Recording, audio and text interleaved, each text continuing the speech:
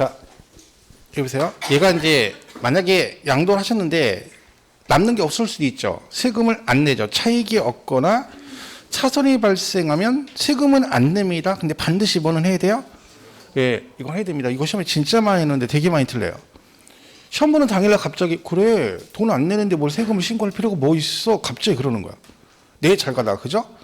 이게 지금 왜 그러면 손해봤는데 세금은 어차피 안 낼 건데 왜 신고를 해야 된다는 얘기예요. 손해봤다는 얘기는 지금 누구 얘기예요? 본인 얘기잖아. 여러분이 주장하는 거잖아. 그럼 여러분이 나 손해봤다는데 국세청에서 그렇습니까? 이럽니까? 아니지. 손해봤으면 알아서 해줄 테니까 근거서류를 갖춰서 신고하라는 뜻입니다. 그래서 반드시 그러니까요. 예정이건 확정이건 무조건 신고는 뭐가 맞아? 하여야 한다가 맞습니다. 돈 낼 게 있건 없건 무조건 신고는 하여야 한다. 이렇게 가셔야 됩니다. 그리고 그다음에 이게 이제 시험에 최근에 나왔던 건데 수시부가세액이 있을 때 이를 공제하고 납부한다. 무슨 뜻이에요? 내가 미리 낸 세금이 있다는 얘기지. 근데 나중에 5천을 냈는데 나중에 예정신고 내는 게 1억이야. 얼마만 내면 돼요? 5천만 원만 내면 되지. 당연한 얘기잖아요. 이 시험에 뭐라고 나올게요?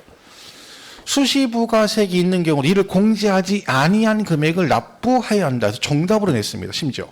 말이 안 되는 얘기죠. 이중으로 내는 거잖아. 그죠? 그런 얘기입니다. 잡으시고. 그다음에 예정신고 안 하시면 당연히 뭘 내셔야 한다? 가산세 내셔야 한다는 것을 밝혔고 의무 규정입니다. 확정신고는 1년치 몰아서 다음 연도 5월 1일부터 31일까지 하셔야 됩니다. 자, 그런데 자, 예정신고 한 자는 확정신고를 하지 아니할 수 있다. 이 말 잘 보세요. 그러니까 예정신고하면 확정신고를 해야 된다가 아니라 하지 아니할 수 있다. 이 말은 뜻이 뭐예요? 할 수도 있고 안 할 수도 있다는 얘기입니다. 자, 그럼 여기서 시험에 굉장히 잘 나온 내용이 하나 있습니다. 그게 뭐냐면 그럼 예정신고 똑같은 걸 두 번 할 필요는 없잖아요. 그러니까 한 번 하면 끝인데 이런 게 있다는 거잖아. 그러면 예정신고를 했는데도 확정신고를 해야 되는 경우도 있다는 뜻이잖아요. 그러니까 그걸 시험에 내는 거지. 그게 굉장히 많이 나옵니다. 그게 뭐라겠어요? 같은 연도에 뭐 했다고요? 누진세율 적용 대상. 누진세율 적용 대상 자산을 팔았어요. 근데 5월 달에 또 팔았어요. 근데 얘도 뭐예요? 누진세율 적용 대상이에요. 이렇게 팔았다 만약에. 그럼 우리 세법은 어떻게 돼 있다? 동일 연도에 누진세율 적용 대상 자산을 2번 이상 팔게 되면 그 2회차부터는 어떻게 된다? 요 앞에 거하고 합산해서 신고를 해야 됩니다. 그럼 5월 달에 신고를 어떻게 했어야 되는 거야? 이렇게 하면 안 되고 두 개 합해서 2억에 6에서 45 해가지고 세금 계산하고 이중과세니까 요거 낸 거 있죠? 빼고 나머지 이렇게 신고를 하게 돼 있어요. 법에. 이 사람이 근데 신고를 어떻게 한 거예요? 따로따로 한 거지. 그럼 얘는 뭐는 한 거야? 예정신고를 한 거 맞죠? 반드시 얘는 뭘 해야 돼? 다음 연도 5월 달에 합산해서 확정신고를 해야 한다. 이게 진짜 시험이 많이 나옵니다. 정답으로도 굉장히 많이 나왔고. 그래서 이 얘기는 꼭 기억하셔야 됩니다. 당해년도 누진세율 적용 대상자는 예정신고를 2회 이상 한 자가 이미 신고한 양도소득 금액과 합산하여 신고하지 아니한 경우는 반드시 뭘 해야 된다? 확정신고를 해야 한다. 정답으로도 여러 번 나왔고요. 부가정에서 물어볼 때마다 단골 손님입니다. 이 내용 꼭 기억을 해주셔야 됩니다. 이렇게 보시면 되겠죠? 보시고. 자, 그러면 일단 교재를 잠깐 볼까요? 거기 373페이지. 예정신고 동그라미 1번 토건부기 신탁수익권 나오죠? 양도 1에 속한 달의 말일부터 2개월인데 거기 허가 후용 얘기 나오네. 그죠? 허가를 받기 전에 대금을 청산했대. 허가가 나중에 났네요. 그럼 어떻게 한다고요? 허가 1이 속한 달의 말일부터 2개월. 구역 지정 해제됐다 그러면 해제일. 그죠? 해제된 허가 못 받잖아요. 그러면 해제된 날, 그 해제일이 속한 달의 말 이렇게 가시면 되고 주식은 반기예요. 굳이 나오진 않지만 반기는 6개월 얘기하는 거죠. 6개월. 그죠? 6개월. 그 3번 보세요. 부담부 증여의 채무에게 해당하는 부분 양도로 보는 건 언제까지 한다고요? 속한 달의 말일부터 3개월. 양거로 2번 기억하셔야 되죠? 예정신고는 차익이 없거나 차손이 발생해도 뭔다? 적용한다. 즉 신고를 하셔야 된다. 그런 얘기입니다. 이게 4번에 이 분납 얘기인데 이게 한번 나온 적이 있거든요. 예정신고도 확정신고 둘 다 뭐가 된다? 분납이 됩니다. 그러니까 시험에 뭐라고 나오냐면 예정신고는 분납할 수 없고 확정신고 시면 분납이 가능하다. 땡. 틀렸어요? 왜냐면 난 예정신고하고 확정신고 안 할 수 있잖아요. 그 나는 분납을 못 한다는 얘기네? 말이 안 되는 거지. 둘 다 되는 거죠. 자, 그런 얘기고요. 그 가산세는 뭐 있죠? 똑같죠. 앞전에 했던 거니까. 무신고 가산세, 납부지형 가산세 부과된다. 막 그런 얘기들이고요. 자, 넘어가서 374페이지 맨 위에 있죠. 다만 그죠? 예정신고 납부를 하는 경우 수시부가세액이 있을 때는 뭐 한다고요? 이를 공제하여 납부한다. 이걸 이제 세상에 시험에 정답으로 냈던 거죠.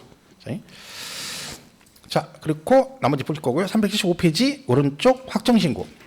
동그라미 1번에 과세기간에 속한 다음 연도 5월 1일부터 31일까지 하시면 됩니다. 그죠? 근데 그 가로 안에 있는 얘기는 뭐냐면 뭐 그 특별한 건 아닌데 이런 거죠. 허가구역 얘기인데 만약에 2021년 12월 달에 잔금 주고 2022년 1월에 만약에 토지거래 1월 달에 토지거래 허가 났다.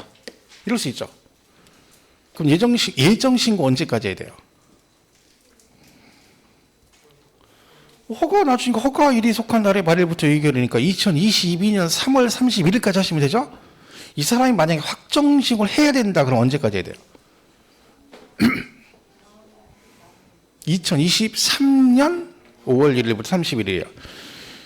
지금이 4월 달이잖아요, 여러분. 지금 파셨어요. 예정신고 했어. 근데 만약에 확정신고 해야 된다 그러면 5월 달에 합니까? 아니에요. 내년으로 가는 거야. 같은 연도에 예정신고, 확정신고 하는 게 아니에요. 예정신고 했으면 무조건 확정신고 언제야? 그 다음 연도로 가는 거지. 같은 연도는 없습니다. 그죠? 1년 단위로 가기 때문에 그래요. 그래서 거기 가로 안에 이게 그거예요. 허가 전에 잔금을 지기로 했다. 그러면 허가일이 속하는 과세 기간의 다음 연도 5월 1일부터 31일 그런 얘기입니다. 자, 그 동그라미 2번에 얘도 뭐다? 과표가 없거나 결승금액이 있어도 뭘 해야 된다? 확정신고를 해야 한다. 그 얘기입니다. 똑같죠? 자, 3번. 이게 중요하죠? 예정신고 한 자는 해당 소득에 대한 확정신고를 하지 아니할 수 있다. 다만 다음의 경우는 그러하지 않나 그랬죠? 그래서 그 중에서 뭘 보시면 돼? 기억번 하나만 잘 보시면 돼요. 맨 아래 당해년도 누진세율 적용 대상 자산한 예정신고를 2회 이상 한 자가 이미 신고한 양도소득 금액과 합산하여 신고하지 않으신 분들은 반드시 뭘 해야 된다? 확정신고를 해야 한다. 그것만 기억하시면 됩니다. 나머지는 보실 게 없어요. 그죠? 쭉 넘어가시면 돼요. 다 똑같은 얘기니까 가시면 되고. 자, 그리고 이게 31회 때 나왔던 문제예요. 실제 기출 다. 그죠? 부담보정이 나왔네. 그죠? 부담보정인데 양도일에 속한 달에 말일보다 3개월 이내 양도세 예정신고를 해야 된다. OX? 오죠? 부담보정일 몇 개월에서 3개월. 예정신고 납부하는 경우 예정신고 산출세액에서 감면세액을 빼고 수시부가세액이 있을 때는 이를 공제하지 아니한 세액을 납부한다. X죠. 이게 정답이었어요. 이때 당시 다음 중 틀린 걸 고르시오. 이거 정답이었다니까. 또 나왔죠. 당해년도 누진세율 적용 대상 자산 예정 2회 이상 한 자가 이미 신고한 양도소득 금액 합산하여 신고를 하지 아니한 경우는 뭐라? 확정신고를 하여야 한다. 맞잖아요. 이건 그전에도 많이 나왔던 지문이에요. 그죠? 그 다음에 이거는 껄핏하면 나옵니다. 차익이 없거나 차손이 발생해도 뭘 해야 된다? 예정신고를 하여야 한다. 그죠? 뻔한 지문이에요. 뻔한 지문. 그 또 내고 또 내고 하는 거죠. 그죠? 자, 이렇게 보시면 됩니다. 자, 그 다음에 이거 있죠? 자, 예정신고와 관련하여 가산세가 부과됐어. 안 해가지고, 그죠? 근데 확정실 또 안 했어. 그럼 추가로 가산세 부과할 수 있다, 없다? 없습니다. 이중으로 가세하면 안 된다. 오히려 이런 게 있습니다. 내가 예정신고 안 해가지고 가산세 부과 대상이잖아요? 근데 만약에 내년 5월 달에 확정신고 하시죠? 그러면 그 예정신고 관련 가산세 50%를 감면해 줍니다. 그게 무슨 얘기야? 지금이라도 뭐라도 하라는 얘기야. 확정신고라도 빨리 하라는 얘기지. 그러니까 내가 50% 깎아줄 테니까 해라. 이런 게 있는 거지. 이중으로 가산세 부과하는 건 없습니다. 그죠? 그런 얘기입니다. 이렇게 보시면 되고요. 그 다음에 얘는 무조건 뭐다? 확정이건 뭐건 다 신고는 하여야 한다. 예정신고는 돈 낼 게 있건 신고는 하여야 한다로 풀면 되는 거야. 자, 보시면 되고요. 납세지는 왜 이게 있는 거죠? 납세지가 확정. 이거는 뭐 앞전 했던 거니까 보시고. 자, 분납을 보겠습니다. 자, 분납 우리 전 시간에 저기 종부세 할 때랑 재산세 할 때 설명드렸죠. 이건 개념이 같아요. 그렇죠? 자, 얘는 예정신고도 분납이 되고 뭐도 된다? 확정신고도 분납할 수 있습니다. 금액 기준은 얼마다?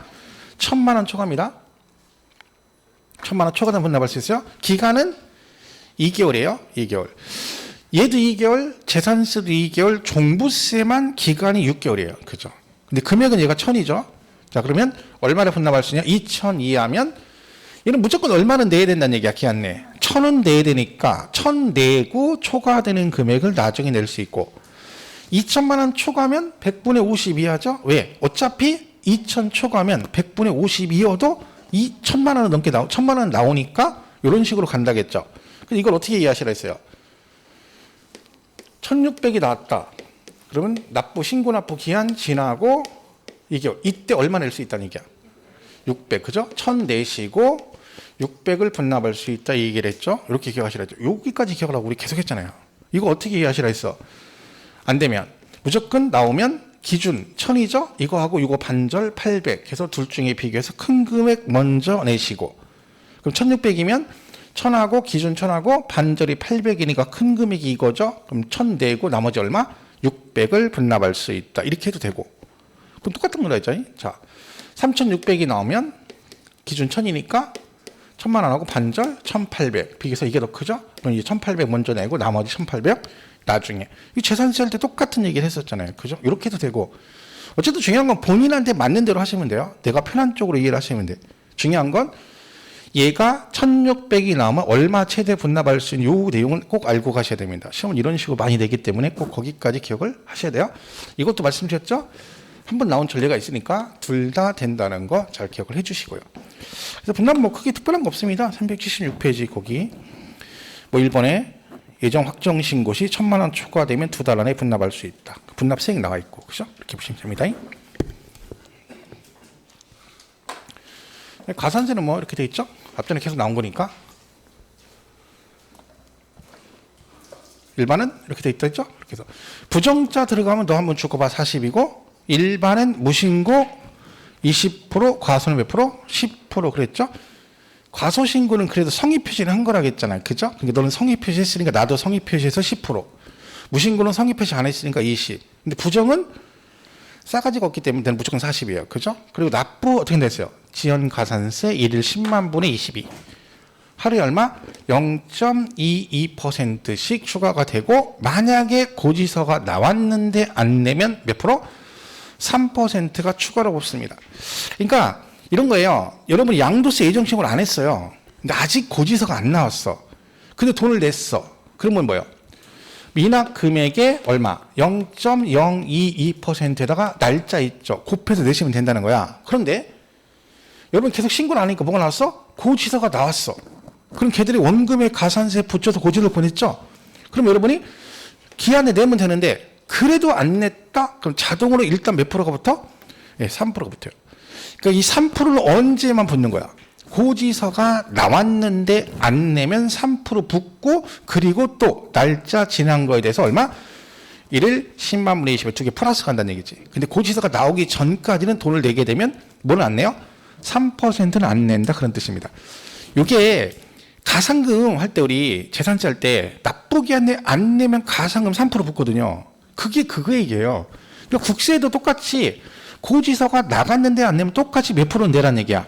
3%를 부과한다는 뜻입니다. 그죠? 그건 그런 얘기예요. 그래서 참고로 보시면 돼요. 그러니까 만약에 고지가 됐는데 안 내면 얘하고 얘를 합해서 내는 거고 고지서 나오기 전에 만약에 내게 되면 뭐만 내는 거야? 0.022%만 추가하면 된다. 이런 뜻입니다. 이거는 3월 달에, 아니, 다음 달에 총론할 때 말씀드렸죠. 가산금하고 가산세 설명하면서 얘가 어떤 식으로 통폐합이 이렇게 되는지 배경을 설명할 거예요. 그러니까 지금 뭐 크게 신경 쓸 거 없습니다. 그냥 숫자 정도만 기억하시면 돼요. 0.2. 이거 개정된 거잖아, 올해. 그죠? 부가세는 뭐부터요? 얘는 농특세 20% 감면의 경우에 붙습니다. 그런 양도세는 납부세에게는 부가세가 없어요. 납부세. 그러니까 만약에 여러분 양도세 1억이 나왔어. 그러면 만약에 양도세 1억 나오면 돈 안 내나? 이것만 내나요? 양도할 때 여러분 집 팔았어. 그러면 양도세 1억이 나왔어. 그럼 1억만 되면 땡인 거예요? 아니에요. 이따 뭘 내요? 이거 냅니다. 지방소득세 10% 1,000만 원 내셔야 돼요. 그죠? 그 얘는 뭐가 아니에요? 부가세가 아니죠. 우린 부가세 2개밖에 안 배우잖아. 농어촌 특별세하고 지방교육세. 그 얘는 부가세가 아니기 때문에 부가세 그럼 틀리는 거예요. 두는 데예요. 이거 뭐라고 했어요? 자르면 지방세인데 국세인 소득세를 낼 때 그거의 10%를 지방세 명목으로 추가로 내는 거예요. 그러니까 여러분 직장 다니고 종합소득세 3.3% 얘기했잖아. 소득세가 3%, 그거의 10%, 지방소득세 0.3%. 양도소득세니까 마찬가지로 소득세, 지방소득 10% 이 얘기입니다. 근데 얘는 부가세는 아닌 거지. 근데 얘를 뭘 받았어요? 감면 받았어. 그럼 1억은 안 내지. 감면 받았으니까. 하지만 뭐는 내야 된다? 농특세 20% 내야 됩니다. 세금은 깎아줘도 뭐는 걷겠다는 얘기야. 부가세 20%는 걷겠다는 얘기지. 그럼 내가 세금이 감면 대상되면 나 100% 감면이니까 세금 하나도 안 내내고 넉 넣고 있다가 너 2천 내? 그러면 왜 2천을 내? 그러면 이거 봐봐. 감면돼도 뭐는 걷어? 부가세로 농특세 20%는 내야 됩니다. 그죠? 그러니까 비과세하고 다른 점이지. 비과세는 과세권자가 과세를 못하는 거야. 포기를 했기 때문에 아예 납세 의무 성립이 안 되기 때문에 모든 세금을 안 내는데 감면은 뭐예요? 깎아주는 거거든요. 깎아주는 거잖아. 그죠? 그러니까 그 깎아주긴 하는데 뭐는 부가세는 걷겠다는 얘기지. 그래서 그 차이가 있는 거야. 그래서 뭐 크게 중요한 건 아니죠. 377페이지 가산시 나와 있고 뒷장 넘어가면 여러 가지 얘기 있는데 본인 읽을 거 없죠. 자, 그럼 걔는 어디를 보시냐면 379페이지 4번. 379페이지 4번. 환산취득가액 등 적용 시 가산세 적용이라는 게 있어요. 자, 이건 뭐냐면 보세요. 얘가 건축물을 신축하거나 증축을 하고 나서 얘가 이걸 5년 이내에 팔았어요. 그죠? 근데 얘가 그럼 양도세 계산할 거 아니에요. 근데 취득가액을 뭐 했다고요? 감정가액이나 뭘 했다고요? 환산취득가액을 이용해서 만약에 얘가 취득세 신고를 했다. 양도세 신고를 했다. 그러면 이 양도세 결정하고 나서 얼마가 나왔을 거 아니야. 그럼 요 금액에 얼마를 5% 무조건 여기다 더해서 추가로 부과를 합니다. 자, 뭔 얘기라고요? 건물을 신축, 증축하고 몇 년 안에 5년 이내에 팔았는데 얘가 양도세 계산할 때 취득가액을 뭘로 갔다고요? 감정가액이나 환산취득가액을 이용해서 만약에 추계해서 세금 신고를 했다. 그러면 그 양도세 결정하고 나서 이 금액의 5%를 요 양도세 결정세액에 더한다. 그런 뜻입니다. 이게 이제 시험에 나왔었는데 얘가 뭐라고 나왔냐면 환산취득을 적용하는 건 산출세액의 5% 아니고요. 그냥 혹시 나오면 뭐 하면 돼? 요거를 적용한대잖아. 그럼 이 금액이 몇 프로? 5%예요. 그죠? 그것만 기억하시면 돼요. 무조건 얘는 이거의 5%를 결정세 추가로 부과를 하겠다. 그런 뜻입니다. 그래서 거기 4번에 319페이지 감정가액 또는 환산취득가액 적용에 따른 가산세 그랬죠? 1번에 거주자의 건물 신축, 증축 후 5년 안에 해당 건물을 양도하는 경우로서 감정 또는 환산취득가액을 취득하는 경우 그 환산 또는 감정가액의 얼마? 5%를 양도세 결정세액에 더한다. 2번 이런 양도세 산출세액이 없는 경우에도 적용한다. 무슨 뜻이에요? 이렇게 계산했는데 양도세 낼 게 없어. 그죠? 그래도 무조건 요 금액의 5%는 부과를 하겠다. 돈 낼 게 있건 없건 무조건 5%는 간다는 얘기입니다. 한 번 나왔어요. 그때 개정돼가지고 신설된 규정에서 그 해에 시험에 한 번 나온 거예요. 그죠? 제가 하시고 혹시 나오면 이게밖에 없어요, 여러분. 이걸 바꾸든가 이 숫자 2개밖에 없죠. 근데 그 전에는 이걸 바꿔가 냈죠. 이걸 외우지 마시고 얘가 나오면 그냥 이 금액의 5%다 이렇게 가시면 되는 거야. 그죠? 됐죠? 자, 수정 신고는 볼 게 없죠. 나머지는 그 뒤에 볼 거 없습니다. 걔네들은 안 나오는 거니까. 이것도 마찬가지고, 그죠? 부가세는 볼 거 없죠. 여러분, 이 부가세가 이렇게 보시면 우리 이거 많이 했잖아요. 그럼 여러분 이거 다 외우거든요. 이게 얘기하면 다 대답을 하는데 문제가 뭔지 아세요? 이거 하도 많이 해가지고 이렇게 되면요. 취득세는 농어촌 특별세가 붙는 얘는 10%고 나머지는 다 20% 해놓고 했는데 나중에 문제 풀 때 막상 지문에 딱 나서 취득세는 부가세가 뭐가 붙습니까? 그럼 못 풀어. 기억이 안 나. 왜? 이거는 그냥 수업 시간에 그냥 들은 거잖아요. 여러분 앉아서 계속 들었으니까 대답은 해요. 근데 그게 시험 볼 때는 막상 시험 볼 때는 지문으로 보면 생각이 안 나요. 그게 왜 그래요? 그러니까 우리가 귀로 듣고 눈으로만 보면 이게 실력이 안 된다니까. 그래서 항상 얘기했죠. 동영상을 열심히 들으면 착각하는 게 아니라니까. 동영상을 맨날 듣고 있으면 그 사람은 떨어져. 뭐를 봐야 돼? 우리 시험이 뭘로 봐요? 오지선당, 객관식 오지선당 시험이야. 그럼 거기에 맞춰서 공부를 해야 되는 거예요. 근데 막 동강만 보고 있고 막 계속 반복해서 봐. 그 의미가 없어요. 점수가 안 나와. 내가 직접 풀어봐야 된다 그랬잖아, 제가. 그게 내 실력이 되는 거라고. 그러니까 제가 말했잖아요. 저는 뭐 여러 가지 이거 있겠지만 저는 뭐 이렇게 반복해서 막 같은 얘기를 계속 하지 않아요, 잘. 왜? 여기서 제가 정리해주면 좋을 수도 있는데 저는 그게 더 안 좋다고 생각해요, 결론적으로. 왜? 제가 정리해주면 그때는 좋아요. 들으니까. 알았어. 그리고 자기가 이제 안다고 착각한다니까. 그 시간에 여러분이 하나를 보는 게 낫다니까. 무조건 내가 봐야 돼, 내가. 시험은 제가 보는 게 아니라 여러분이 보는 거잖아. 그렇죠? 그러니까 이런 것들도 이건 이제 알면 그다음부터는요. 얘를 보면 안 돼. 동영상을 보면 안 되고 뭘 봐야 돼? 지문 보고 책 보고 문제 풀어보고 그래야 되는 거야. 동영상 계속 보시면 안 돼요. 동영상 언제 보는 거야? 나 혼자 책을 봤는데 도대체 전체 얘기 뭔 얘기 한 개도 모르겠어. 그럼 봐야지. 근데 들으면 아는 것 같아. 그럼 그때부터는 동영상을 보면 안 되는 거야. 책을 봐야지. 근데 이해 안 가면 거기만 찾아서 봐야 돼. 근데 여러분은 그냥 계속 동영상만 봐. 그 사람 많아요. 동영상 막 탈탈 외워, 동영상을. 동영상 외우는 사람도 있다니까. 하도 많이 봐가지고. 근데 그 사람이 점수 나와요? 안 나와요, 여러분. 외운다니까. 좀 있으면 제가 오른쪽으로 가는데 그럼 제가 오른쪽으로 간다니까? 동영상에서 외워가지고 그때 시험 보면 점수가 안 나와.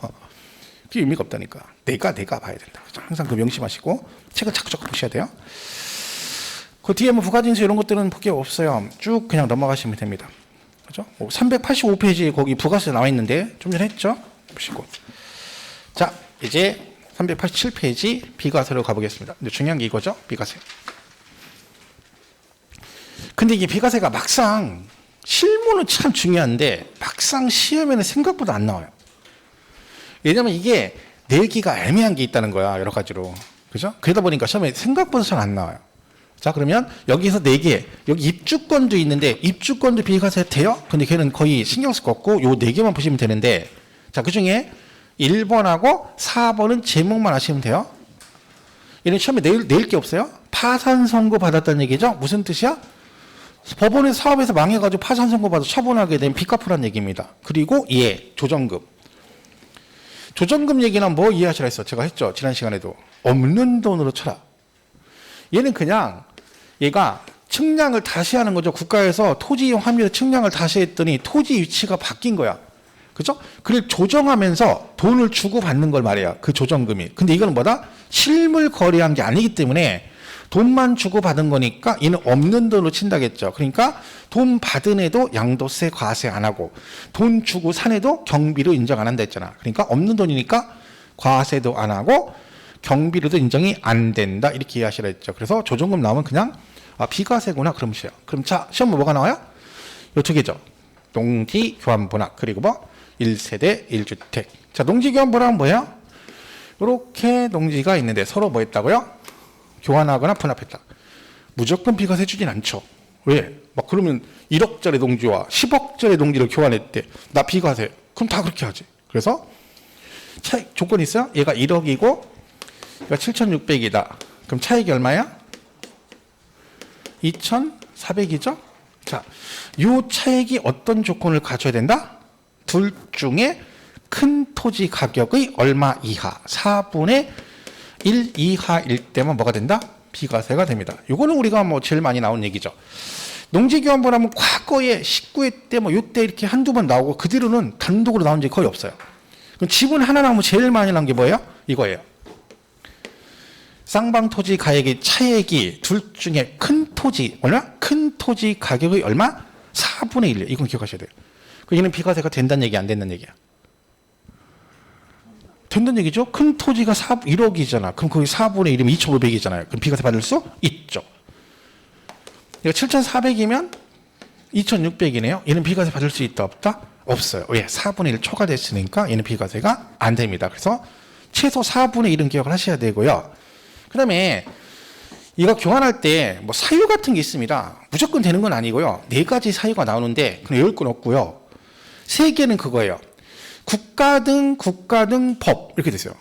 사유가 객관적이죠. 국가가 소유하는 농지와 교환분합, 국가 등이 시행하는 사업으로 그 다음에 농지법이나 농어촌 특별법 법에 따라 하는 거죠. 근데 외울 거 없죠? 그러면 개인끼리 할 수 없냐? 있습니다. 언제? 경작상.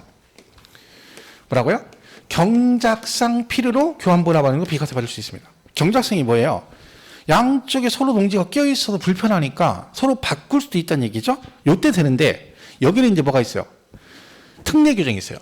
경작상으로 비과세 해줬어. 근데 비과세 받아놓고 농사 안 지을 수도 있죠. 그래서 무조건 의무적으로 뭐 해야 돼? 3년 이상 뭘 해야 돼요? 작용을 해야 됩니다. 그러니까 여러분이 경작상으로 교환했어. 비과세 받았어. 근데 만약에 3년 작용을 안 하게 되면 추징합니다. 왜? 이거 한다고 해줬더니 해놓고 비과세 받아놓고 세금 해놓고 경작 안 하면 안 되잖아요. 그래서 의무적으로 3년을 해야 됩니다. 근데 거기 예외가 있죠. 뭐 어쩔 수 없는 경우죠. 뭐가 됐어? 수용됐어. 1년밖에 작용 안 해 수용됐어. 강제 수용됐어. 근데 나한테 너 3년 못 했으니까 한번 죽어볼래 세금으로? 그럼 안 되죠. 또 하나는 뭐야? 돌아가셨어요. 뭐라 했어요? 아버지가 1년 농사 짓고 돌아가서 너무 농사 짓기 너무 힘들어. 나 안 되겠다. 이제 그만 갈란다 하고 삽 집어 던지고 나 오늘부로 갈란다 하고 가신 게 아니잖아요. 그러니까 어쩔 수 없는 거지. 그때는 어떻게 한다? 상속인이 상속받아서 남은 기간 작용한 뭐죠? 통산을 해줍니다. 그래서 옛날에 이렇게 가로치기 이렇게 나온 적이 있어요. 이거 묶어가지고 3년 4분의 1 이렇게 나온 적도 있고 옛날에 또 한 번은 요 조건 있죠. 차액 조건이 뭐가 맞느냐 부등으로 나온 적이 있어요. 근데 그게 오래전 얘기죠. 19회 때 20회 때. 그 뒤로는 뭐 어쩔 한 번씩 이거 정도 나왔었습니다. 이거 정도. 모르죠. 이게 나온 지 막 10몇 년 됐으니까 또 뜬금없이 낼 수도 있죠. 그래봤자 이게 답니다. 얘는. 그죠? 자, 그래서 교환분할은 이렇게 되는 거죠. 정리하면 있죠? 쌍방 토지 가액, 큰 토지 가격 얼마라고요? 4분의 1 이하야 되고. 사유는 이렇게 돼 있어. 근데 경작상으로 하게 되면 교환 받는데 얘는 의무적으로 뭘 해야 된다? 3년 이상 작용을 하셔야 되고요. 그리고 3년 작용 예외로 3년 안에 수용되면 작용한 걸로 봐주고 그 다음에 뭐가 됐어요? 상속되면 통산을 해주겠다. 그런 얘기입니다. 그래서 특별한 거 없어요. 그래서 얘는 388페이지에 농지교환분합 비과세 대상 나오죠? 거기 금액 조건 나오잖아. 그죠? 농지 교환 분합하는 경우로서 교환 또는 분합하는 쌍방 토지 가액의 차액이 뭐라고요? 가액이 큰 편의 4분의 1 이하. 조건 3개는 1, 2, 3, 4 있죠? 그 중에 3번 경작상 필요 그거만 보시면 돼요. 근데 경작상 필요는 3년 이상 뭐래요? 경작을 하는 경우에 한한다라고 되어 있죠? 근데 기억 니은이 뭐예요? 그거 예외 규정이죠. 3년에 뭐가 됐어? 수용이 되거나 아니면 니은에 돌아가셨다. 그럼 남은 거 작용하면 인정을 해주겠다. 뭐 그 정도입니다. 여기는 특별한 게 없어요. 뭐 비과세 배제 대상 이런 거 볼 거 없고요. 4분의 1만 안 되면 그건 기억하시면 돼요. 자, 그럼 이제 여기서 중요한 건 1세대 1주택이겠죠. 1세대 1주택 이렇게 돼요. 자, 1세대 1주택하고 그 토지까지 비과세가 되는데, 자, 1세대 1주택은 1세대로서 양도일 현재 어디에? 우리나라에 1주택을 갖고 있어야 돼요. 외국에 있는 건 상관없죠. 옛날에 그렇게 나온 적이 있어요. 우리나라의 1주택, 외국의 1주택을 가지고 있대. 이때 국내 주택 양도시 얘는 1세대 1주택 2주택이다. 땡 틀렸어요. 왜? 우리나라 집이 하나 있고 중국에 만 채 있어. 그럼 여러분 몇 주택자? 1주택자입니다. 그래서 얘는 우리나라 1주택. 근데 누군 안 돼? 고가주택은 원칙적으로 비과세 안 된다겠죠. 아까 고가주택 뭐라 했죠? 뭘 고가주택이라는 데 했어요? 네? 네, 12억 초과. 근데 중개사 세법 공부하는 사람들이 어디 가서 이거 모르면 욕먹습니다. 학원 다니면서 야 양도세 고가주택 기준이 뭐냐? 그럼 그거 몰라. 그러면 대책 없는 거예요. 다른 거 몰라. 얘는 알아야지. 이게 실무적으로 되게 중요한 부분이고 뉴스에도 막 나왔고 시끌시끌했던 건데 그 정도는 알고 있어야죠. 다른 건 몰라도 이게 그래도 학원 다니네. 하긴 뭐 학원 다니는지 모르지 사람들이. 상관없네. 그죠? 얘기는 안 했죠. 참 죄송합니다. 말랑 은밀하게 다니고 있죠. 그죠? 그러니까. 그죠? 얘기를 해야 된다니까. 당당하게 나 학원 다닌다 얘기를 하고 다니라고 했더니 얘기 왜 한다 했어요? 떨어질까 봐. 그죠? 제가 말했잖아요. 그냥 처음 보고 나서 좀 분위기 안 좋다 그러면 인상 좀 쓰고 왜 그러냐 그러면 아무래도 밀려 쓴 것 같다. 그럼 다 해결된다 그랬잖아요. 몰라 이렇게 떨면서 다녀요 그냥. 만약에 점수 안 나올 것 같아 밀려 쓴 것 같다 하면 돼. 그럼 끝나는 거야. 주변 사람 위로하지. 너 어떡하니? 밀려 써가지고. 그죠? 이렇게 되는 거야. 붙으면 다행이고 떨어지면 이거 봐 밀려 써서 그럼 끝나. 왜 그걸 숨어서 다녀요? 당당하게 하고 다녀야지. 저한테 사람들이 물어봐. 직업이 뭐냐? 강사, 학원 강사라고. 그러면 그런 줄 알아야지. 그러면 무슨 학원 강사니? 그럼 제가 뭐라고? 학원 강사라고. 그러니까 무슨 학원이야? 이 사람 학원 강사라니까. 이렇게 당당하게 얘기한다니까. 그죠? 더 이상 얘기 안 하죠. 학원 강사 그러면 뭘 또 물어봐. 그죠? 여러분 얘기하고 다니세요. 그죠? 뭐 공부한다고 딱 하고 다니고. 그래서 고가주택은 안 되고요. 그리고 보유 2년 하셔야 되고 조정 대상 지역은 뭐 돼야 돼요? 2년 거주를 하셔야 됩니다. 당연히 미등기는 안 되죠. 자, 이번에 개정된 거 이겁니다. 부속토지 개정됐어요. 얘가 원래요. 도시지역 밖 얘 10배, 얘는 5배 이렇게 돼 있었어요. 근데 이 도시지역을 똑같아요. 근데 이 안에서 뭐만 바뀐 거야? 수도권. 도시지역 안에서도 수도권만 개정이 됐어요. 수도권은 어떻게 돼요? 용도 지역에 따라 주상공만 3배예요. 주거, 상업, 공업 지역만 3배야. 이게 무슨 얘기예요? 수도권은 문제가 뭐예요? 땅이 부족하잖아요. 근데 5배까지 비과세 주니까 쓸모가 없는 거예요. 그러니까 3배까지만 해주겠다는 뜻이죠. 어디만? 주상공. 녹지지역은 원래대로 몇 배로 간다는 얘기야? 5배. 왜? 녹지지역은 개발이 많이 안 돼 있으니까 상관없다는 얘기지. 근데 주상공은 이미 개발이 많이 돼 있긴 땅이 부족하니까 3배까지만 해주겠다는 뜻입니다. 그러니까 굳이 얘를 기억하면 그냥 뭐만 기억하면 돼? 주상공 몇 배? 3배.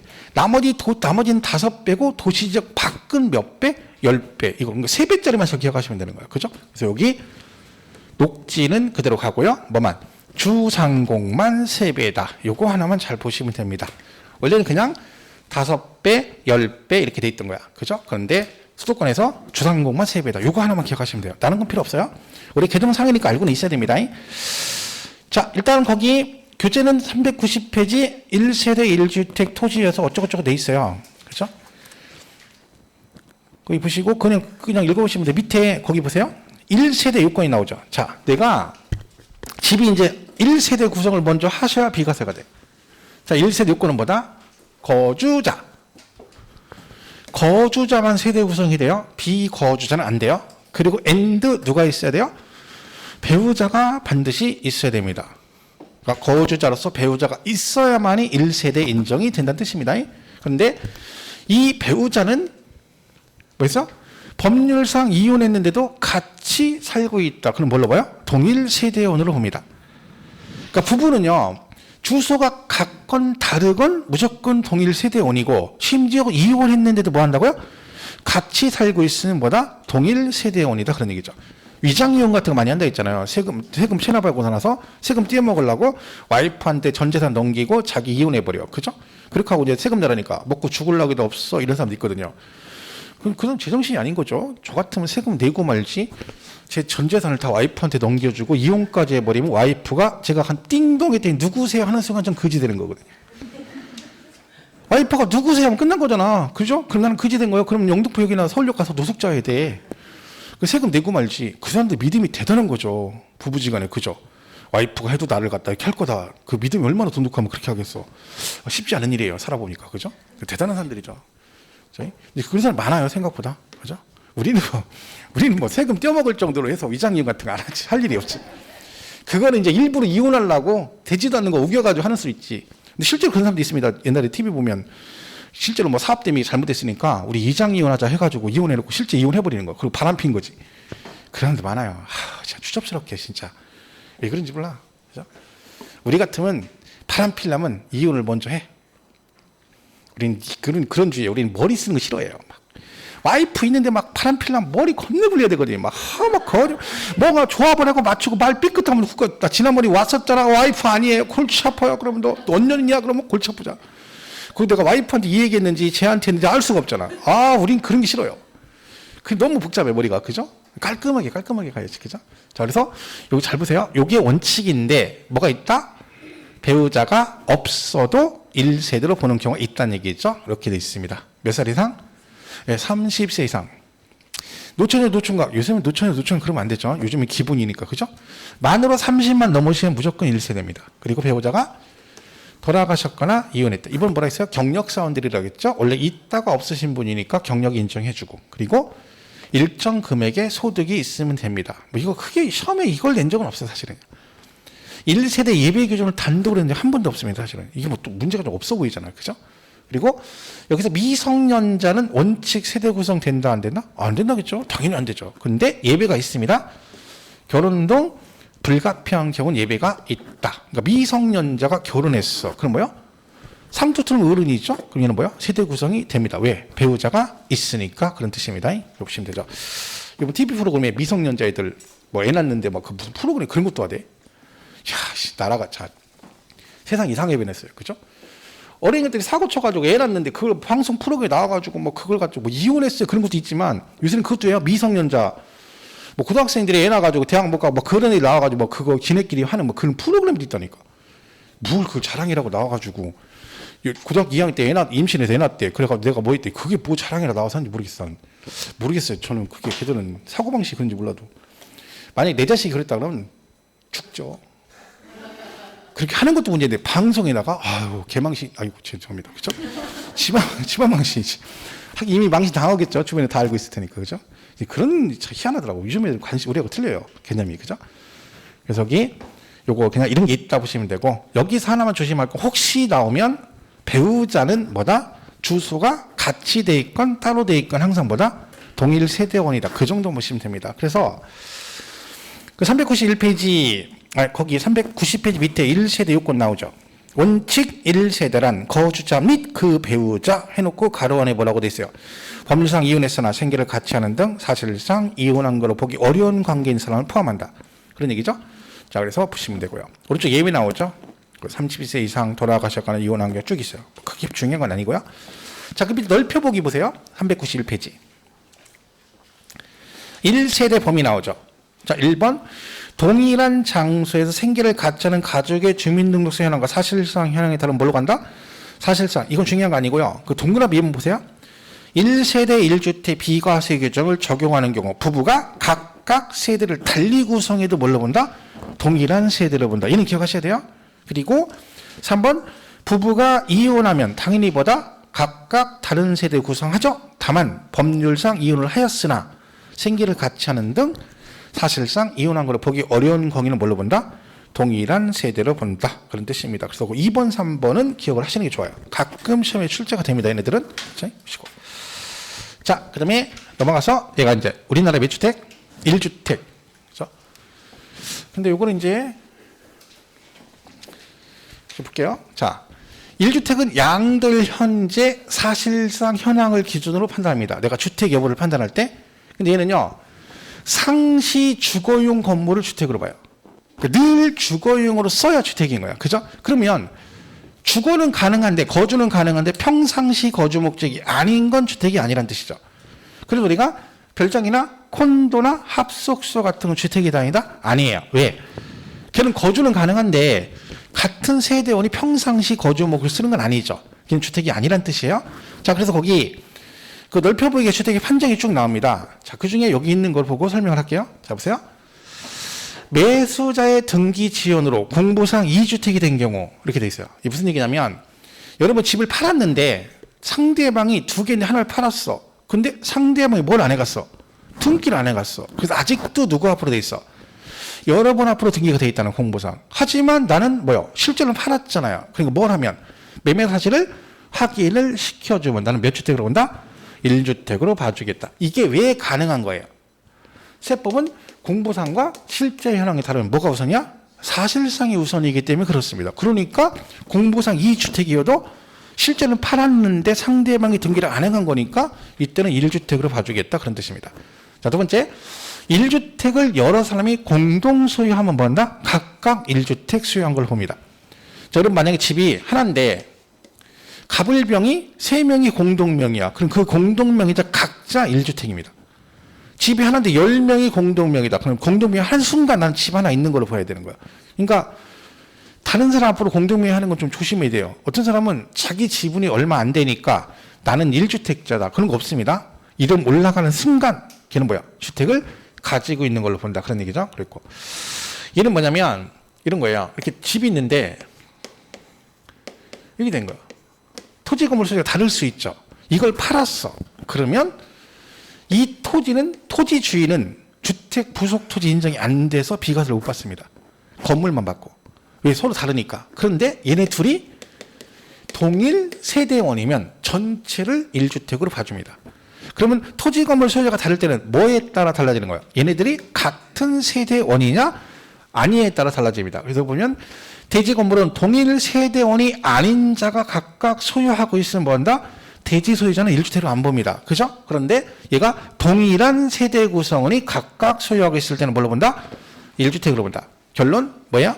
동일 세대원이냐 아니냐에 따라서 이 토지는 주택 부속 토지가 될 수도 있고 안 될 수도 있다는 뜻입니다. 이거 하나 보시면 되고요.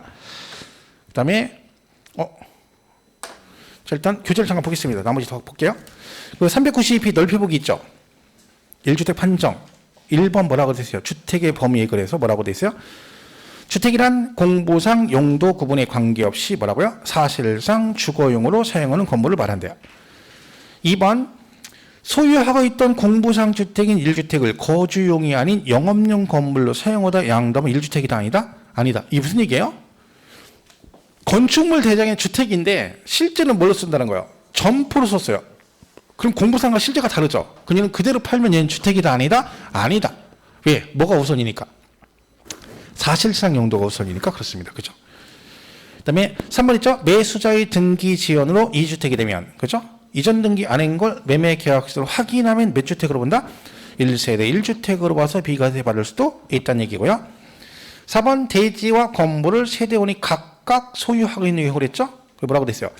1세대 1주택 비과세 요건을 갖춘 대지와 건물을 동일한 세대 구성원이 각각 소유하고 있는 경우도 뭘로 본다? 1주택으로 본다. 결론은 무슨 얘기예요? 같은 세대원이면 보고 만약에 세대원이 아니면 같은 세대원 아니면 토지를 인정 안 한다 그 뜻입니다. 그 다음에 6번 보세요. 주택 일부에 무허가 있죠? 자, 주택에 부수되는 토지 면적은 주택 정착 면적 10배를 초과하지 않는 것으로 주택 일부의 무허가 정착 면적도 뭐한다? 포함하여 계산한다. 이 무슨 얘기냐면 여기 집 이렇게 있어요. 이건 허가받은 거고요. 여기 문간방 무허가 있다는 거, 무허가. 그죠? 허가받은 게 20평이고 무허가가 10평 있다는 얘기야. 그러면 얘가 주택 정착 면적에 아까 뭐 5배, 3배, 10배 따지잖아요. 그때 이렇게 돼 있으면 얘는 바닥 면적을 몇 평으로 본다는 얘기야. 여기는 허가받은 거 20평, 문간방 무허가 10평짜리가 있어요. 동일 대지 내에. 그냥 주택 정착 면적을 몇 평으로 본다? 30으로 본다는 얘기지. 30. 이것도 포함해서 여기에 5배, 3배, 10배를 하겠다. 그 뜻입니다. 해보시고. 그 다음에 7번은 사용인의 기거를 공장에 부다 합숙소 같은 주택 아니라 했죠? 왜? 평상시 거주 목적이 아니기 때문에 그렇습니다. 그죠? 보시면 되고. 그 다음에 나머지 볼 거 없고요. 393페이지 가시면 11번에 비과세 토지 나오죠? 근데 거기 잘못했죠? 아까 왼쪽도 그렇고 6번하고 11번에 5배, 10배라고 돼 있잖아요. 그럼 뭐라고 해야 돼? 아까처럼 도시 주상공은 3배. 그죠? 그거 기억하시면 돼요. 그건 수정된 거니까 여기는 이제 수정이 안 돼 있죠? 그거만 보시면 돼요. 나머지 내용은 시험에 안 나오는 것들이라서 볼 거 없습니다. 보시고. 자, 그 다음에 이제 이거죠? 집이 몇 개? 2개인데 하나로 봐준다. 특례인데 사실 요거는 시험에 참 내기 힘든 게 내용이 막 굉장히 복잡해요. 그 출제 이론도 저 같아도 이건 잘 안 낼 것 같아요. 이게 막 그리고 막 뭐 언제 샀냐에 따라 다 틀려요 내용이. 그러다 보니까 1주택 승인은 거의 시험에 잘 안 나옵니다. 자, 얘는 뭐예요? 집이 몇 개인데 2개인데 몇 개로 봐주겠다, 하나로 봐주겠다 이런 얘기입니다. 그죠? 자, 이게 제일 기본이 이거죠. 일시적 2주택. 집이 하나 갖고 있는데 뭐 했다고요? 이 집을 팔기 전에 뭐 했어? 새로 집을 하나 샀어. 2주택이 된 거죠. 자, 얘는요 뭐가 중요하냐면 어느 집을 먼저 파느냐가 중요해요. 순서가. 자, 잘 모르면 무조건 어느 걸 먼저 팔아야 돼. 기존에 있던 집을 먼저 파는 거지 새로 산 집을 먼저 팔면 안 됩니다. 자, 여러분 집이 하나 있네요. 이걸 샀네요. 이걸 팔면 돼요. 얘를 팔면 현재 몇 주택인데 1세대 2주택인데 몇 주택으로 봐주겠다? 1주택으로 봐주겠다. 그런 뜻입니다. 자, 조건이 있겠죠? 요 집 사고 몇 년 지나고 1년 이상 지난 다음에 얘를 사야 돼요. 그리고 이 집을 산 날로부터 종전주택을 몇 년 안에 팔아야 돼? 3년 이내 팔아야 돼요. 그럼 얘는 1세대 1주택으로 봐줍니다. 조건 충족이 돼야 되는 거죠. 자, 근데 예외가 있어요. 뭐 얘가 조정 대상 지역에 있어요. 이것도 어디 거예요? 조정 대상 지역 거예요. 그럼 몇 년 안에 팔아야 돼요? 1년. 그리고 1년 안에 이 집의 전입신고까지 하셔야 돼요. 그러니까 이제 서울이 조정대상 지역이잖아. 그럼 여러분이 서울에 집이 있는데 1년 지나고 서울 집을 또 샀어. 그럼 종전 집을 몇 년 안에 팔아야 돼? 1년, 3년이 아니라 1년 안에 파시고 새로 산 집으로 1년 안에 뭐까지 해야 돼? 전입신고까지 하셔야 1주택 특례 규정을 적용해 줍니다. 그럼 만약에 얘가 서울에 있는데 여러분이 집을 1년 지나고 뭐 충남 아산 집을 샀어요. 그냥 조정대상 지역 아니거든요. 그 집 사고 서울 집을 몇 년 안에 팔아야 된다? 3년이에요. 얘는 간단해요. 둘 다 조정일 때만 몇 년이야? 1년이고 조정 아닌 게 하나 더 끼면 몇 년? 원래대로 3년 안에 팔면 됩니다. 잘 보세요 여러분. 이게 이런 문제가 약간 지저분하게 나오면 잘 보세요. 이렇게 팔면 얘는 1세대 1주택으로 보아 비과세한다. 맞을까 틀릴까요? 기존 사고 1년 지나고 새로운 집을 사고 신규주택 취득한 날로부터 종전주택을 3년 안에 팔면 1세대 1주택으로 모아서 비과세한다. OX. X예요. 왜? 비과세한다. 그러면 안 돼요. 1세대 1주택으로 본다 하든가 아니면 1주택으로 봐 비과세 뭐 규정을 적용한다. 비과세 여부를 판정한다. 이렇게 가야 되는 거야. 왜 그러냐면 비과세가요. 1세대 1주택이 비과세가 아니에요. 뭐 돼야 돼? 2년 이상 보유의 조정 대상 지역은 2년 이상 뭐 돼야 돼? 거주. 이거를 세 개를 동시 충족의 비과세지 1주택이 비과세 아니거든요. 그럼 얘는 지금 이걸 이렇게 팔았어요. 그럼 2주택이죠. 그럼 얘는 그럼 몇 주택으로 본다는 거야? 1주택으로 봐주겠다는 얘기지. 그럼 비과세까지 받으려면 뭘 해야 돼? 이 집이 보유 2년에 거주 2년을 해야 되는 거예요. 근데 했는지 안 했는지 모르잖아요. 그러니까 무조건 비과세 그러면 안 되고 1주택으로 본다 그러든가 아니면 비과세 규정을 적용한다 여부를 판단한다 그래야 되는 거야. 그래서 적용을 해봤더니 얘가 뭐 했어? 보유 2년에 거주 2년도 했어. 그럼 뭐가 되는 거야? 비과세 되는 거고 만약 그 충족을 못했으면 비과세 안 되는 거예요. 그래서 무조건 비과세 한다. 그러면 안 됩니다. 어쨌든 요 조건이 이런 거죠. 일시적 2주택 이렇게 돼 있습니다. 자, 그 다음에 또 뭐가 있어요? 집이 하나 있는데 뭘 받았어? 상속을 받았어. 집이 2개 됐다. 그럼 뭘 팔아? 얘를 팔면 돼요. 이것도 거의 시험에 안 나와요. 그리고 집이 하나 있는데 상속을 받으셨잖아. 그럴 수 있죠? 그럼 기존 집을 파시면 돼요. 얘는 기간 제한 없어요. 상속은 부득이하게 갑자기 받으신 거니까 아무 때나 평생 아무 때나 팔면 되는데 대신 뭘 팔아야 돼? 얘를 먼저 팔아야 됩니다. 이거. 얘가요, 이걸 왜 못 내냐면, 이게 이렇게 돼 있는데, 내용은 되게 복잡해요. 막, 여기다 막 뒤에 막 단서장 엄청나게 들어가는 거야. 거기다가 실무는 또, 이걸 판다고 되는 게 아니에요. 안 되는 경우도 있거든요. 그러니까 이게 돌아가신 부모님 기준으로 집이 하나만 해당이 되는 거거든. 아버지가 집이 3채인데, 자식이 3명인데 다 상속을 해줬어. 셋 다 상속받은 거죠. 근데 그 중에 이 혜택을 보는 건 한 명만 봐요. 나머지 둘은 해당사 없거든. 그러니까 이게 복잡한 거야. 그러니까 낼 수가 없죠. 그럼 우리는 그냥 뭐만 기억하면 돼? 나오면 일반 주택을 먼저 파시면 된다. 그 정도만 보시면 됩니다. 자, 그리고 사실 시험에 나왔던 건 이거였죠? 부모님, 자녀, 동거북녀. 그리고 뭐? 혼인으로 뭐가 됐다? 집이 2개가 됐다. 그런 얘기죠. 요렇게 해서 요게 이제 시험에 나왔었어. 29회 때. 말했죠? 이거 2개만 가로치기로 시험에 냈었다. 박스에. 그 왜 그러냐면 이게 그때 당시 개정이 됐었거든요. 그러다 보니까 얘는 간단하니까 이 2개 묶어서 된 거야. 자, 요 2 케이스는 어떤 거예요? 부모님을 자식이 모시려고 학가하는 거고, 여기는 뭐, 결혼해서 집이 2개 된 거야. 투기 목적 아니죠. 그죠? 그러니까 혜택을 주겠다는 얘기야. 그 대신 얘는 10년, 얘는 5년이에요. 그러니까 여기는요, 10년 안에, 잘 보세요. 다 기존의 집을 먼저 판다겠죠? 얘는 근데 아니에요. 얘는 아무거나 먼저 파는 주택이에요, 이 2개는. 기존의 집이란 얘기는 본인 앞으로 집이 2개인 거지. 내 명의의 집이 하나 또 샀어. 근데 얘는 뭐예요? 명의가 틀리잖아. 그리고 얘는 합가죠. 합가가 뭐야? 어느 한쪽 집을 합한다는 얘기잖아. 누구네 집으로 합가할지 모르잖아요. 근데 법으로 정하면 안 되지. 그래서 얘는 10년, 얘는 5년 이내 아무거나 먼저 파는 주택은 뭔다? 1세대 1주택으로 봐주겠다. 여기는 10년이니까 얘는 합가니까 전입신고한 날로부터 10년이고 여기는 뭐겠어요? 동거한 날 아니고요. 혼인신고한 날로부터 5년 이내 먼저 파는 주택은 1세대 1주택으로 본다. 이렇게 되어 있습니다. 자, 보시면 되죠. 요즘에는 막 젊은 사람들이 다 동거 막 하고 막 그죠? 심지어는 막 가지고 부모한테 가서 우리 결혼하기 전에 미리 동거해도 돼요? 막 이런 사람도 있잖아. 그죠? 참 세상이 많이 바뀌었어요. 그죠? 참 학교 다닐 때는 그냥 야 손끝 여기 잘 잡아 손가락 타면 가만 안 둬? 막 이렇게 이랬는데 그죠? 그래서 교회 다니면 되게 좋은 게 교회 다니면 공식적으로 할 수 있거든. 손을 잡을 수가 있거든. 그러니까 네크레이션 같은 거 하고 막 그죠? 애들하고 놀 때 막 전기놀이 한다고 손 집어넣고 막 그거 해봤어요? 막 이렇게 누르고 손 잡고 손 잡아야 되거든. 어쩔 수 없이 네크레이션 하는 거니까. 그럼 자리 배치가 중요하죠. 누구 옆에 앉느냐가 중요한 거예요. 서로 눈치 보다가 나 옆에 너 여기 앉아 해가지고 막 손 붙잡고 밑에서 막 손만 붙잡고 있는 거야. 전기 오든 말 전기 오고 있지 이미 그죠? 오든지 말든지. 그게서 교회를 참 열심히 다니는데 뭐 꼭 그런 건 아니지만 저도 교회를 되게 열심히 다녔거든요. 그죠? 그 애들 막 이끌고 가서 이끌고 가서 막 밤새 맨날 막 게임하고 막 그랬었는데 그죠? 지금 애들은 막 그런 거 없죠. 요즘에 손 잡아도 감흥도 없고 그죠? 참 그때는 떨리는 마음으로 막 손 한번 잡아보려고 막 하고 긴장해가지고 막 지금도 기억나네요. 그죠? 자, 그래서 얘는 5년, 10년이야. 아무거나 뭐라고요? 먼저 파는 주택을 잘 기억하셔야 돼요. 근데 여기서 부모님을 모시는데 문제는 뭐예요? 나이가 문제죠. 나이가. 그죠? 부모님 모시는데 연세가 몇 세 아니, 뭐 40, 50밖에 안 됐어.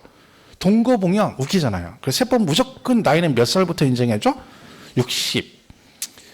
경제적으로 은퇴한 나이로 보는 거죠. 보통 60이면 퇴직을 많이 하시잖아요. 그러니까 그때부터 혜택을 주는 거예요. 거의 대부분 60이에요. 그러면 부모님이 60 이상이 되셔야 돼요. 근데 문제가 뭐예요? 두 분 다 60이 넘어야 된다. 그러면 안 된다겠죠? 왜? 막 띠동갑이고 막 이래요. 두 분이 띠동갑이고 막 18살 연상이고 막 이래요. 그럼 어떡할 거야? 나 60대면 막 부인이 막 78세 그죠? 이럴 수 있잖아요. 그러니까 너무 안 되죠. 그래서 두 분 중에 한 분은 60세 미만이어도 상관없습니다. 둘 중에 한 명만 몇 살?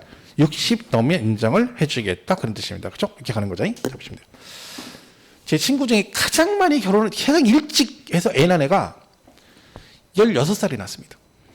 제 친구 중에. 중학교 3학년 때 사고 쳐가지고. 중3 때 사고 쳤어. 근데 애를 낳았어요. 걔가 우리 동창 전체 중에 제일 1등이야. 걔 이제 할아버지 된 지가 한참 됐어요. 근데 그때 희한한 게 걔네 둘이 사고 쳤는데 양쪽 집에서 퇴학당했어요. 둘 다. 중학교 3학년 때. 근데 양쪽 집에서 애 저기 했으니 그때 시골이니까 그냥 둘이 살아라 그런 거예요. 희한하죠. 그래가지고 둘이 결혼을 했어 그냥. 그래서 애를 낳았어요. 나 군대에서 휴가 나왔다가 터미널에서 걔를 만났거든요. 이만한 애가 있는 거 옆에. 근데 얘도 그냥 얘가 괜찮고 그렇대. 그때 애가 22살이었으니까 걔가 지금 몇 살이야? 그러면 거의 유치원 들어갈 나이에요. 나는 이제 군대 가서 지금 첫 휴가 나서 이러고 뻥하고 있는데 얘는 막 이만해. 아빠 그러는데 깜짝 놀랐어요. 지금 나이가 걔가 몇 살이야? 지금 40 넘었나? 40 넘었죠? 40 넘었지. 40. 아들이 40 넘었을 거래요, 지금. 그 자식이 엄청나죠. 그죠? 야, 걔는 대단합니다. 양쪽 집에서 우리가 대단하다 했어. 야, 근데 결혼을 시켜가지고 결국 살았다니까. 지금도 잘 살고 있어요. 걔 손자가 지금 몇 살이라더라? 손자가 지금 몇 살이야? 그런 경우도 있죠. 자, 그래서 요건 이렇게 보시면 돼요. 요것만 시험에 한번 나왔어요. 가로치기로. 그런데 늘 나온 적이 없어요. 교재는 그 393페이지 보시면 2번에 예외 나오죠. 1주택 특례. 기억번에 A번 있죠? 뒷장 넘기면 거기까지가 이거 설명한 거예요. 이게 어떻게 문제를 내냐? 못 낸다니까. 그죠? 밑에 상속 나오죠? 상속이 어디까지 있어? 오른쪽 디귿번까지가 상속 얘기야. 안 낸다니까. 시험 이게 낼 수가 없다니까. 그죠? 자, 그래서 디귿번 395페이지 디귿번. 직계존속 동거봉양 나오죠? 걔를 보시면 돼요. 1주택을 보유하고 1세대 구성하는 자가 1주택을 보유하고 몇 살 이상? 60세 이상의 직계존속을 동거봉양한 게 세대를 합치면 합친 날로부터 몇 년 안에? 10년 안에 어떤 거요? 먼저 파는 주택은 뭐한다? 1주택으로 보아 비과세 규정을 적용한다. 이렇게 보시면 되고요. 예외 있죠? 배우자 직계존속으로서 60세 이상이고 두 중에 한 분은 60세 미만인 경우도 해당이 된다. 그런 뜻입니다. 보시고 넘어가서 396페이지 10번은 그게 볼 건 없는데 만약에 중증 질환을 앓고 계셔서 부모님을 모시는데 60이 안 되셨으니까 혜택이 없다. 그럼 말이 안 되잖아요. 그런 경우는 예외가 있다는 얘기입니다. 그랬고 혼인 나오죠. 혼인은 1세대 2주택.